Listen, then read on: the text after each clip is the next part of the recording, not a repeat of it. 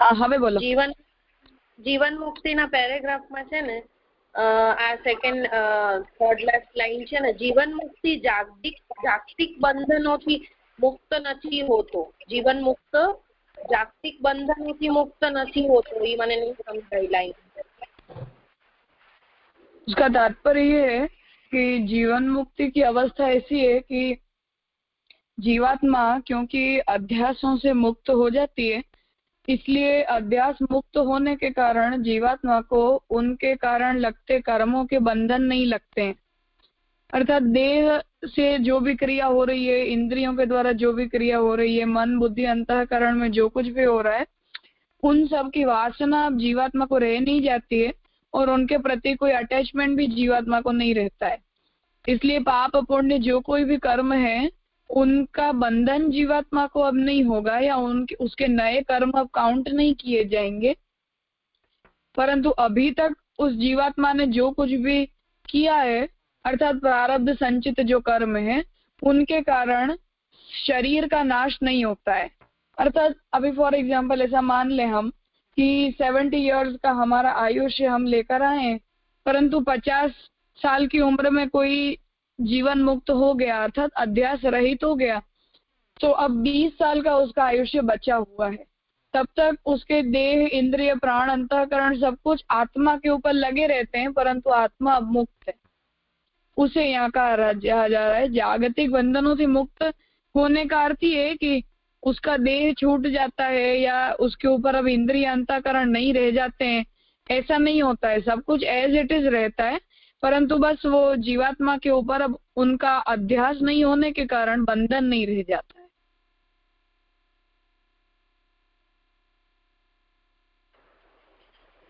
हाँ, मीन्स ऐसे ना कि ये संचित और जो प्रारब्ध कर्म जो इस जन्म में भुगतने बाकी है, तब तक ही उनका ये होगा कि अध्यास अध्यास तो सब मुक्त होता है, तो वो कर्मों का बंधन कोई लगेगा नहीं। जो संचित और प्रारब्ध कर्म जो भुगतने इस जन्म के हैं, वही उनको आगे। हाँ, मतलब वो जब तक निवृत्त नहीं हो जाएंगे तब तक जीवात्मा का शरीर छूटता नहीं है। जी जी जी राजा। और कुछ है पिछले विषय में?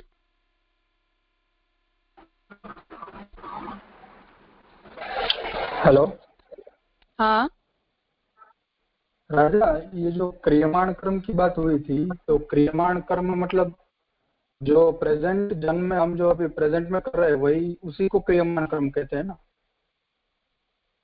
हाँ, हम अभी जो कुछ भी कर रहे हैं उन्हें क्रियमाण कर्म कहा जाता है। मतलब जिसका कुछ रिजल्ट आने वाला है, अच्छा या बुरा। हाँ। तो क्या हम ये कह सकते हैं कि प्राणी को क्रियमाण कर्म नहीं होते हैं, या फिर जो भी मतलब 100% पागल है उसके क्रियमाण कर्म नहीं होते? क्या हम ऐसा कह सकते हैं?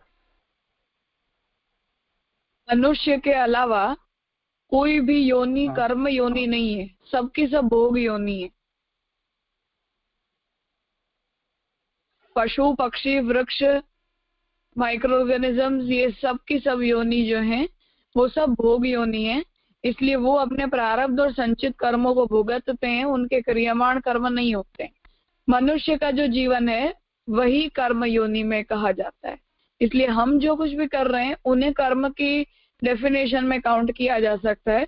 पशु पक्षी जो करते हैं, वृक्ष जो कुछ भी करते हैं, वो सिर्फ अपूर्व जन्म के किए गए उनके पापों को भुगत रहे हैं, उनके द्वारा किए गए कर्मों को कर्म नहीं माना जाता है। हाँ राजा। तो दूसरा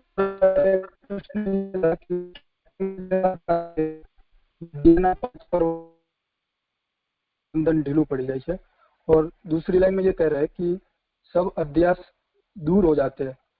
तो ये मतलब अविद्या और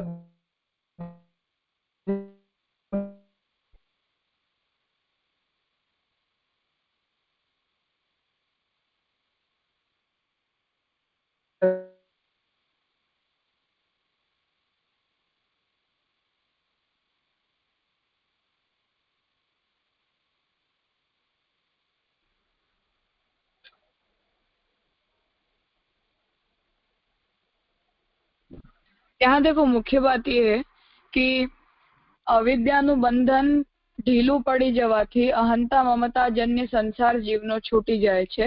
આમ અવિદ્યા અધ્યાસ અને સંસારથી રહિત જીવના દેહનો જ્યાં સુધી વિલય થતો નથી ત્યાં સુધી તે जीवने जीवन मुक्त કહેવામાં આવે છે. अर्थात अपने प्रारब्ध और संचित कर्मों के कारण अध्यास रहित होने पर भी जीवात्मा अपने शरीरों से मुक्त नहीं हो पाती है. मुक्ति हम उसे कह रहे हैं कि जब स्थूल और सूक्ष्म शरीर दोनों नहीं रह जाते हैं, परंतु जीवन मुक्त की अवस्था एक ऐसी अवस्था है कि जब वो देह इसलिए नहीं छूटता है क्योंकि पूर्व जन्म के जो प्रारब्ध संचित कर्म है वो अभी खत्म नहीं हुए हैं. उनके कारण जीवात्मा को शरीर के अंदर रहना पड़ता है, परंतु अब इन फ्यूचर अब उसके पास कोई भी प्रकार का पाप पुण्य नहीं रह जाएगा. इसलिए जब उसका आयुष्य खत्म हो जाता है तब स्थूल शरीर से जीवात्मा मुक्त होती है, सूक्ष्म शरीर से भी मुक्त होती है, फिर वो विदेह मुक्त हो जाती है. परंतु वो भी 10, 15, 20 जो कोई भी साल हैं, जब तक आयुष्य रहा हुआ है तब तक का पीरियड जिसे हम वेटिंग पीरियड की तरह कहें उसे जीवन मुक्त कहा जाता है. जीवन मुक्त सिर्फ उस अर्थ में कि अभी वो जो कोई भी क्रिया कर रहा है, करंट कंडीशन में वो जो कोई भी चेष्टा कर रहा है, उसका खाना पीना, उठना बैठना, सोना, परिवार के साथ रहना, ये सब कुछ जो है वो अध्यास से जुड़े हुए होने के कारण नहीं है, होने से उसका कर्म अब कर्म नहीं है, वो मुक्त है. ये तात्पर्य.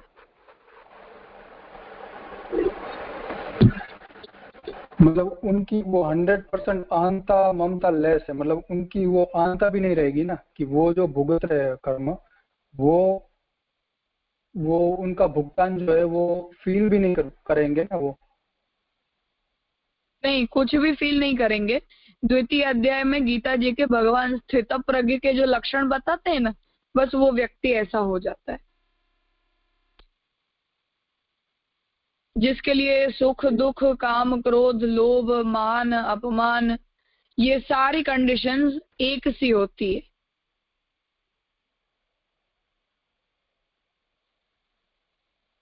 जी राजा. और कुछ पूछना है?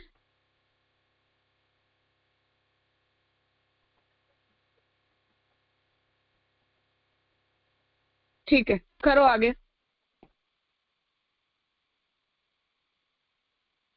किसका क्रम है? लास्ट क्लास में गोपी बहन ने किया था.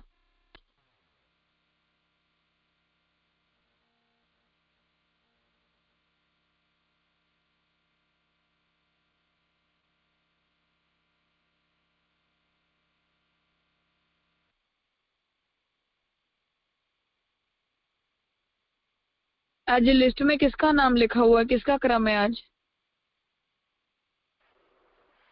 ગૌરીબેન કોણ છે રાજા? ગૌરીબેન એમણે મેસેજ આપ્યું છે આ વીકમાં પ્રેઝન્ટ નથી.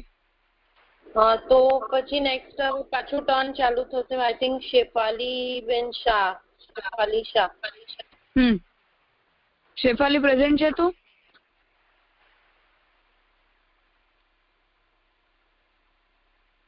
હેલો. હા હેલો રાજા, શેફાલી નથી અને એક્ચ્યુઅલ મારી પાસે બી બુક નથી. અચ્છા, એમના પછી તમારા પછી કોનું છે? જુહી. જુહી પણ નથી. નેક્સ્ટ પાર્થભાઈ.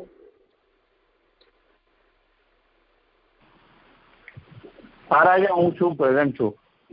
हाँ करो. राजा कौन सा पेज नंबर है? 46 विदेह मुक्ति.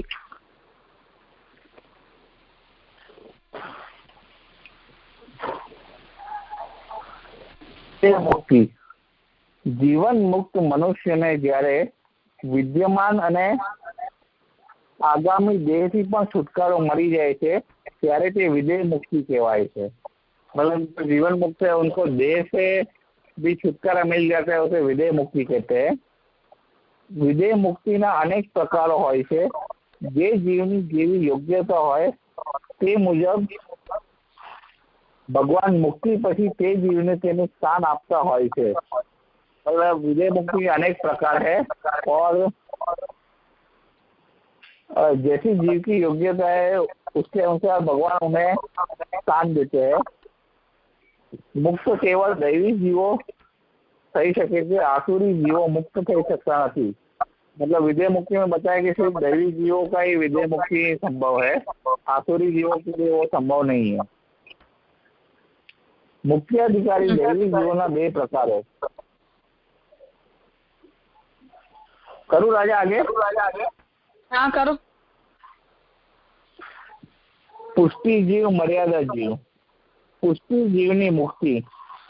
पुष्टि जीवो प्रथम तो प्रभुनी विशेष कृपाने कारणे मुक्तिनी पर कामनाथी रहित बनी केवल भगवत स्वरूपમાં શક્તિરૂપ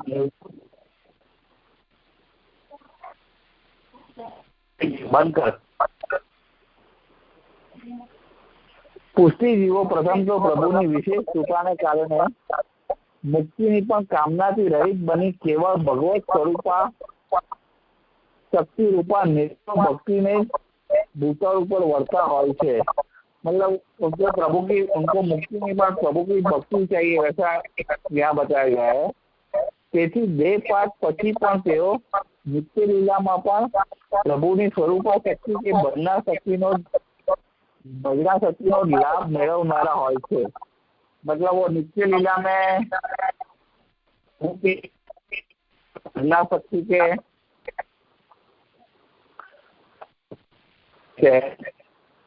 પાર્થભાઈ અવાજ ક્લિયર નથી આવતો તમારો।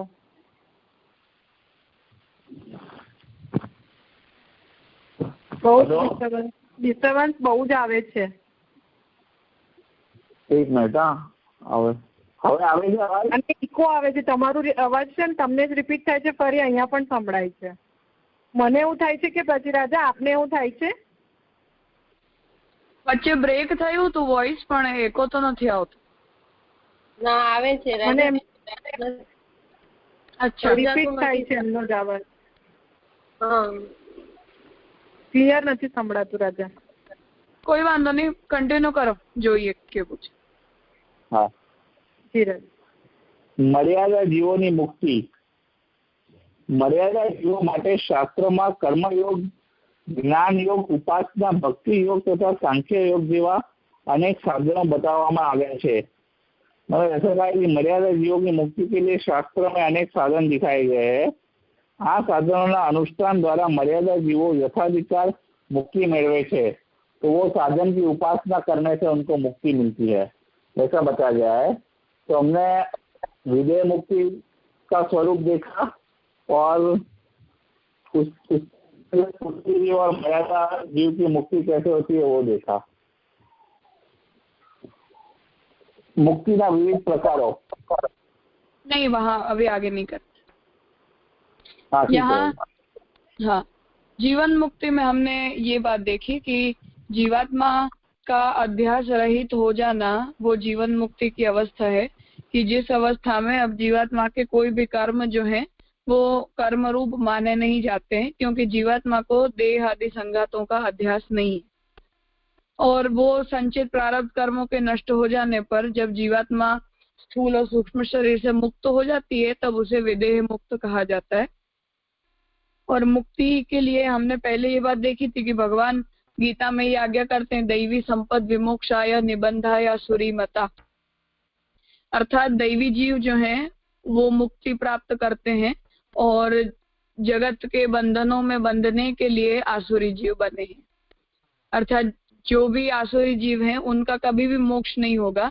अर्थात वो किसी मार्ग का अनुसरण कर भी लें अथवा शास्त्र में बताया गया कोई उपाय भी कर लें किसी के संग में आने के कारण या किसी के इन्फ्लुएंस में, तो भी उन्हें उसका फल प्राप्त नहीं हो गया, क्योंकि उन जीवों को भगवान ने मोक्ष के लिए नहीं बनाया है। और दैवी जीव जो हैं उन्हें जल्दी या कभी देर से ही सही, परंतु प्रलय से पहले तो उन्हें अपने स्वरूप का बोध होता है और उनका मोक्ष भी होगा। ये बात हमने अभी तक स्पष्ट की थी। अब यहाँ मुक्ति अधिकारी जो दोनों जीव हैं उन्हें महाप्रभु जी ने, मैंने तब पहले ये बात बताई थी कि भगवान ने पुष्टि प्रवाह और मर्यादा ऐसे 3 डिवीजन गीता में नहीं बताए हैं जीवों के। वहां भगवान ने केवल दैवी और आसुरी ये 2 ही भेद बताए। परंतु महाप्रभु जी ने दैवी जीव का बाइफर्केशन पुष्टि और मर्यादा इन दोनों में इसलिए किया है क्योंकि अकॉर्डिंग टू श्री महाप्रभु जी सभी जीवों को एक सी मुक्ति नहीं मिलती है। अर्थात मुक्ति के भी अलग अलग प्रकार हैं, मुक्ति के कैटेगरीज हैं। इसलिए भले भगवान ने ऐसी व्याख्या दी कि दैवी संपद विमोक्षाय, अर्थात दैवी जीव मुक्ति के लिए हैं, परंतु मुक्ति के प्रकार भिन्न भिन्न होने से उन्हें इंटरनली अलग समझना चाहिए। मुक्ति अधिकारी होने के अर्थ में दैवी जीव कॉमन लेवल पे हैं, परंतु मुक्ति की जो वैरायटीज हैं उसमें उत्तम प्रकार की मुक्ति, मध्यम प्रकार की मुक्ति और हीन प्रकार की मुक्ति, ऐसे 3 कैटेगरीज करके और उन जीवों को महाप्रभु जी ने डिफरेंशिएट किया, जिसमें उत्तम प्रकार की मोक्ष की जो प्राप्ति है वो पुष्टि जीवों को होती है, और जिन जीवों को उत्तम फल नहीं मिलता है और शास्त्र में बताया गया फल मिलता है, उन जीवों को मर्यादा जीव कहा जाता है। अब मुक्ति के जो प्रकार है वो भी नेक्स्ट टॉपिक है, इसलिए उसे यहाँ हम इलॉबरेट नहीं कर रहे हैं। परंतु पुष्टि जीव जो है वो प्रभु की विशेष कृपा प्राप्त किए हुए जीव हैं, जिन्हें मोक्ष की भी कामना नहीं होती। हमने जीव के लक्षण में ये बात समझ ली है। इसलिए प्रभु के प्रति उनके मन में निर्गुण भक्ति है, निर्गुण स्नेह है, और इसीलिए वो उनके मन में ये कामना नहीं होती है कि हमें मोक्ष मिले या हमें ये शरीर को त्याग कर जगत को छोड़कर कहीं जाना है।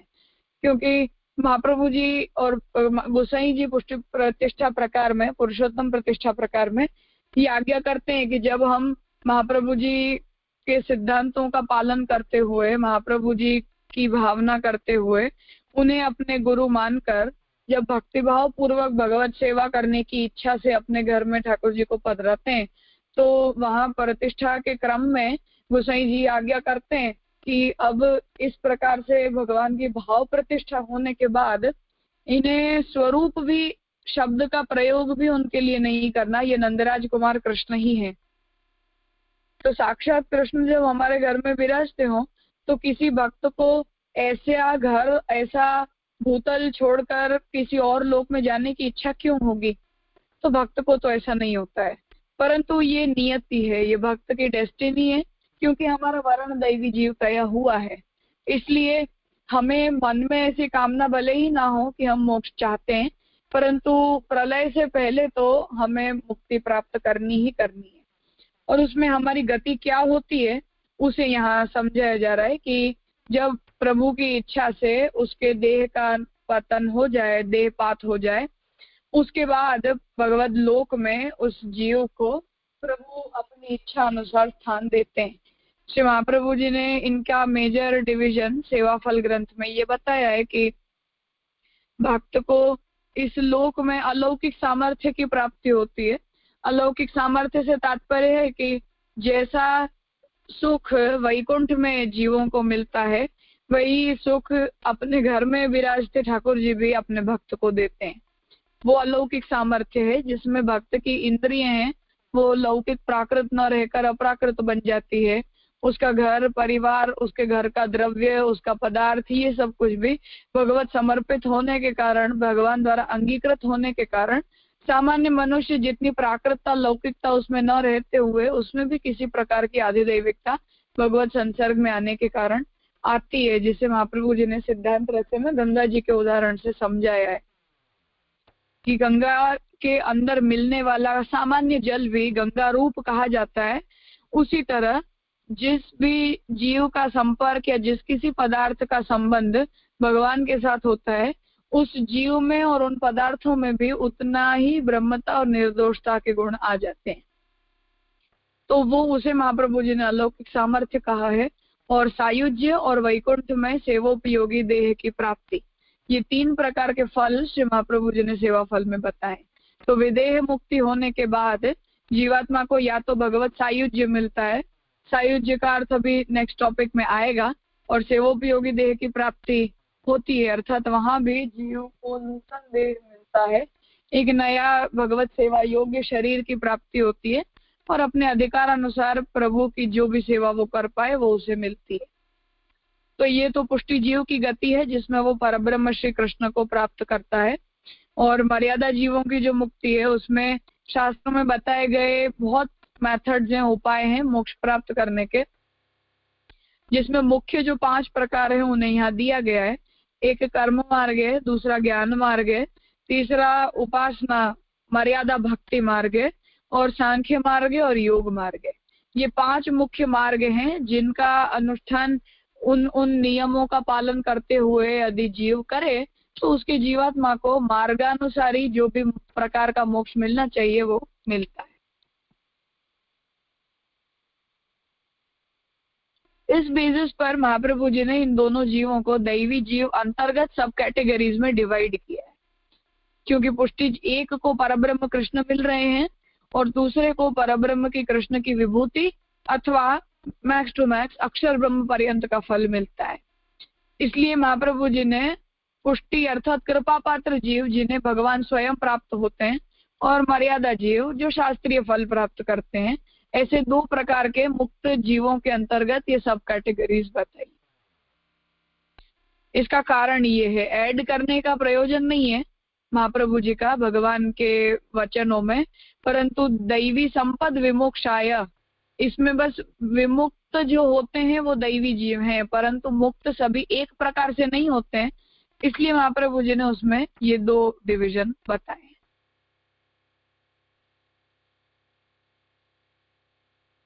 लोगों को इसमें प्रॉब्लम ये हो जाती है कि भगवत गीता के अंदर यदि जीवों के 2 प्रकार हैं तो महाप्रभु जी ने 3 प्रकार किस बेसिस पर बताए, तो उसका मुख्य प्रयोजन ये है, उसे हमें स्पष्टतया समझ लेना चाहिए।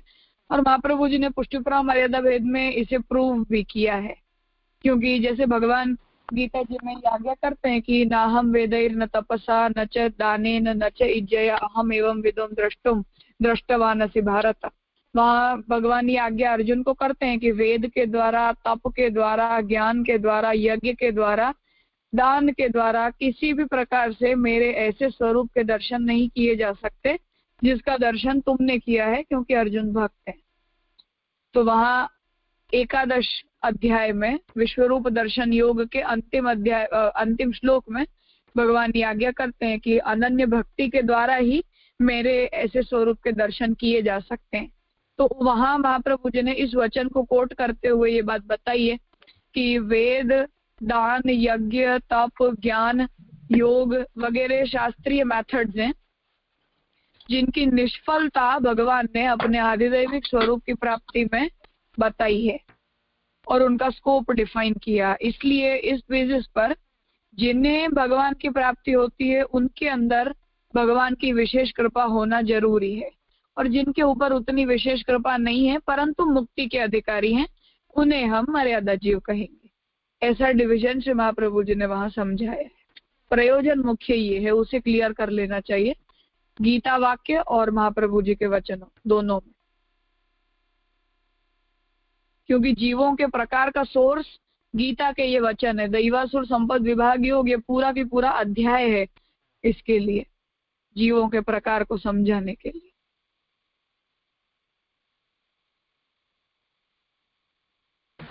अब इसमें कोई प्रश्न हो तो? हाँ, मर्यादा जीव की जो मुक्ति बताई वो क्रम से कभी भी जीव पुष्टि जीव की मुक्ति नहीं पा सकता, ऐसा समझना चाहिए ना।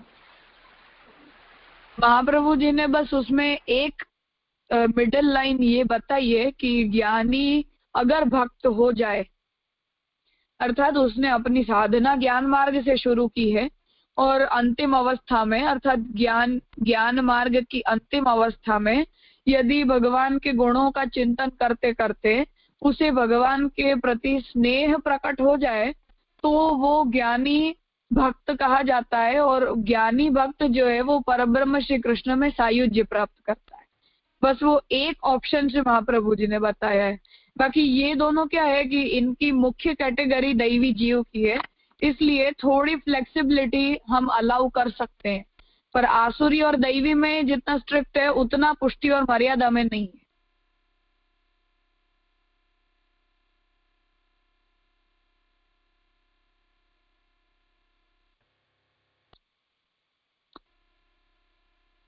महाप्रभु जी ने शास्त्रार्थ प्रकरण के महाप्रभु जी ने शास्त्रार्थ प्रकरण में ज्ञानी चेत भजते कृष्णम तस्मात् नास्त्यधिक परः ऐसा कहा है।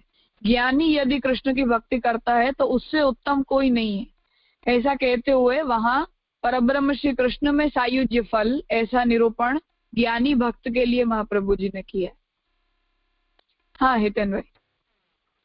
हाँ, ये था कि पुष्टि तो माने पुष्टि भक्ति संप्रदाय जब महाप्रभु जी ने प्रवर्तित किए, वाक्य पहले भी, उसके पहले भी पुष्टि तो थी, माने पुष्टि भक्ति तो थी, वर्ण तो पहले से हुआ सृष्टि के आदिकाल से। तो फिर ये महाप्रभु ने जो दैवी में जो दो कैटेगरी करी, तो क्या साक्षात भगवत आज्ञा या प्रेरणा, या क्योंकि अदरवाइज शास्त्र में कहीं भी दैवी के आ प्रकार के भेद नहीं मिल रहे, तो महाप्रभु जी की विशेष कृपा और ये विशेष जो मार्गदर्शन, इसमें मुझे, इसीलिए मैंने नाहम वेदैर वाली बात कही, क्योंकि मुझे वहाँ महाप्रभु जी ने पुष्टिपुरा मर्यादा भेद में पुष्टि जीव और मर्यादा जीव, इन दोनों में भेद बताने के लिए गीता के ही इन दोनों वचनों को कोट किया है। एक तो नाहम वेदैर है और दूसरा यो मत भक्ता समय प्रिय। अब वहाँ महाप्रभु जी ने युक्त्या ये भेद समझाने का प्रयत्न किया है कि यदि भगवान ये आज्ञा करते हो कि वेद के द्वारा, यज्ञ के द्वारा, ज्ञान के द्वारा, तप के द्वारा, योग के द्वारा, इन किसी भी साधनों से मेरी प्राप्ति नहीं हो सकती है, मात्र अनन्य भक्ति से मेरे ऐसे दर्शन किए जा सकते हैं। अब ऐसा वचन यदि भगवान बताते हो तो उसका तात्पर्य तो यही है कि भक्त के अंदर भगवान की कोई विशेष पुष्टि है, जिसके कारण भगवान इन शास्त्रीय साधनों का अनुसरण करने वालों को अपनी प्राप्ति नहीं करवाते हैं, परंतु जो अनन्य भक्त होता है उसे करवाते हैं। एकादश स्कंद में यहाँ उपसम में योमत भक्त को बताया है। तो इसलिए महाप्रभु जी ने ये जो युक्ति से भेद बताया है, उससे भगवान ने भले ही स्पष्टतया इन सब कैटेगरीज को डिफाइन ना किया हो, परंतु शास्त्रीय साधनों की निष्फलता और अनन्य भक्ति की से स्पष्ट हो जाता है। इस बेसिस पर भगवान ने भी पुष्टि और मर्यादा का भेद बताया है, ऐसा हम समझ सकते हैं।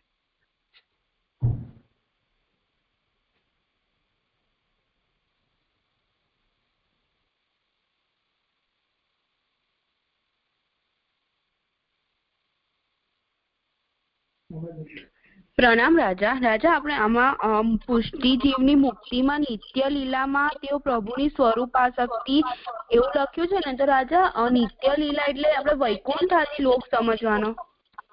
હા, ભગવત ધામમાં.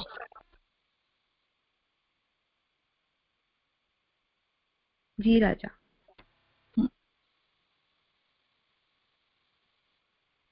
हितेनभाई तुमने कहीं कहूँ?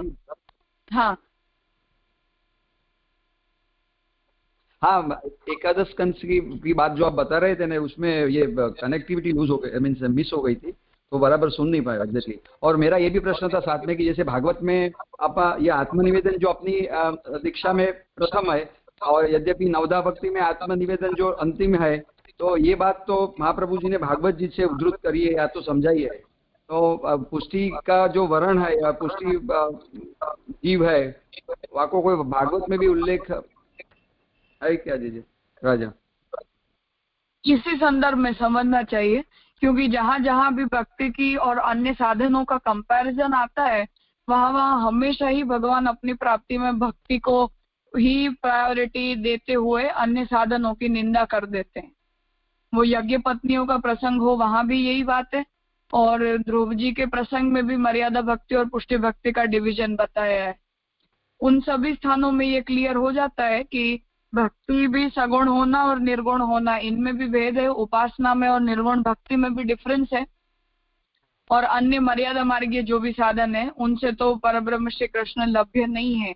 ये सारे स्पष्टीकरण इन सभी प्रसंगों में भगवान ने किए हैं।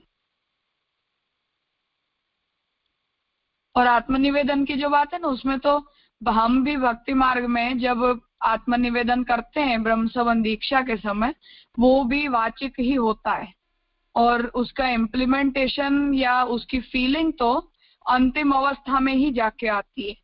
इसलिए नवदा भक्ति अंतर्गत का जो आत्मनिवेदन है वो तो भक्त की जीवन मुक्ति की अवस्था है। वो तो पुष्टि भक्ति को भी व्यसन में या आसक्ति की अवस्था में या व्यसनोत्तर कृतार्थता की अवस्था में जाकर फील होता है।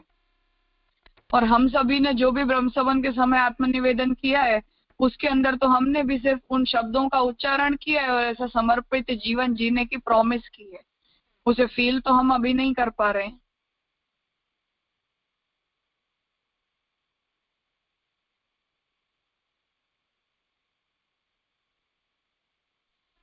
ठीक है, और कोई प्रश्न है इसमें?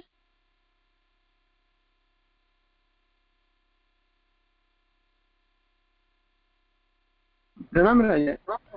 हाँ, यहाँ पर मर्यादा जीव में ये उपासना भक्ति योग तो दो मतलब कर्म योग, ज्ञान योग, उपासना और भक्ति योग कंबाइंड है या अलग अलग है?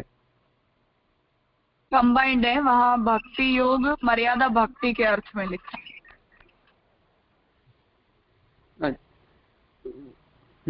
मतलब जब भी मतलब मर्यादा में कोई अगर भक्ति कर रहा है तो उसमें उपासना का ही प्रबल एग्जिस्टेंस होगा, वैसे समझना है? हाँ, पूजा के अर्थ में।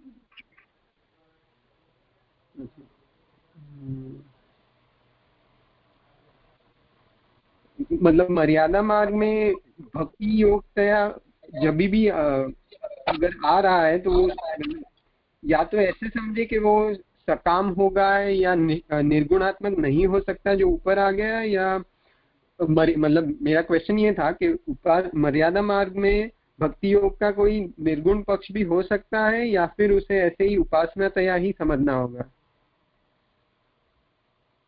इसमें देखो ऐसा है कि महाप्रभु जी ने मर्यादा भक्ति को हमेशा सकामता के सेंस पर डिफाइन करना नहीं चाहा है, परंतु औपाधिक है उस अर्थ में महाप्रभु जी उसे डिफाइन करते हैं। जैसे भीष्म के प्रसंग में हम देखें तो भीष्म भक्त हैं, उसमें कोई शंका नहीं है, भगवान के प्रति प्रबल स्नेह है, प्रभु के स्वरूप का पूरा पूरा ज्ञान है और ठाकुर जी की कृपा भी उनके ऊपर बहुत है। क्योंकि जो अर्जुन को ऐसा कहे, जब भगवान भीष्म को मारने के लिए चक्र लेकर पधारे तो भीष्म ने ये कहा कि ये तो मेरा सौभाग्य है प्रभु के हाथों से मरना। तो इतना स्नेह तो है, भगवत स्वरूप का ज्ञान भी भीष्म को बहुत है, परंतु फिर भी जब वो प्रभु सन्मुख खड़े हैं, फिर भी जब उनका देह त्याग करने का समय आता है तो भी वो उसके लिए वेट कर रहे हैं कि उत्तरायण कब आएगा। अर्थात उत्तरायण में देह त्याग करना चाहिए क्योंकि भीष्म योगी है। अब यहाँ महाप्रभु जी ने सुबोधनी जी में ये कमेंट किया है कि इसलिए भीष्म मर्यादा भक्त है, अन्यथा देश और काल की चिंता क्यों होनी चाहिए जब प्रभु साक्षात सामने विराज रहे हों, सन्मुख में खड़े हों, तब हमें काल क्यों याद आना चाहिए कि हम उत्तरायण में देह का त्याग करेंगे। तो महाप्रभु जी ने इस औपाधिकता को मर्यादा कहा है। भीष्म सकाम नहीं है, भीष्म भगवान से मुक्ति भी नहीं चाहते हैं, परंतु किसी न किसी प्रकार की एक औपाधिक मेंटालिटी उनके अंदर रहती है जिसके कारण उनकी भक्ति के नेचर को मर्यादा भक्ति कहा जाता है। महाप्रभु जी ने वैसे सोपाधिक भक्ति और निरुपाधिक भक्ति इस तरह डिफाइन करना ज्यादा पसंद किया है बजाय के सकाम निष्काम या सगुण निर्गुण।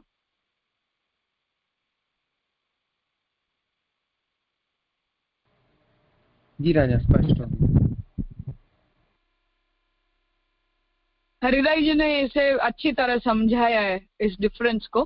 हरिराय वांग मुक्तावली के जो सब ग्रंथ हैं उनमें किसी एक ग्रंथ में है, और लालू भट्ट जी का पुष्टि मर्यादा मार्गीय पार्थक्य विवेक बालकृष्ण ग्रंथावली में है। वहां उन्होंने पुष्टि भक्ति और मर्यादा भक्ति इनके कैरेक्टरिस्टिक्स का लंबा विवेचन किया है। वहां से ज्यादा डिटेल चाहिए हो तो देख लेना, बालकृष्ण ग्रंथावली में छपा हुआ है, पुष्टि मर्यादा भक्ति पार्थक्य विवेक के टाइटल से।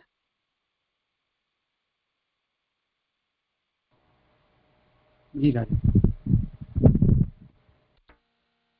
ठीक है, आज का विषय यहाँ रखते हैं, आगे का कल करेंगे। कुछ ना समझ में आया हो तो कल डिस्कस करके फिर आगे करें। और अब ये लास्ट में जो प्रश्नोत्तर हुए, डिस्कशन हुए, उसमें अगर किसी को कुछ न समझ में आया हो तो भी पूछ लेना।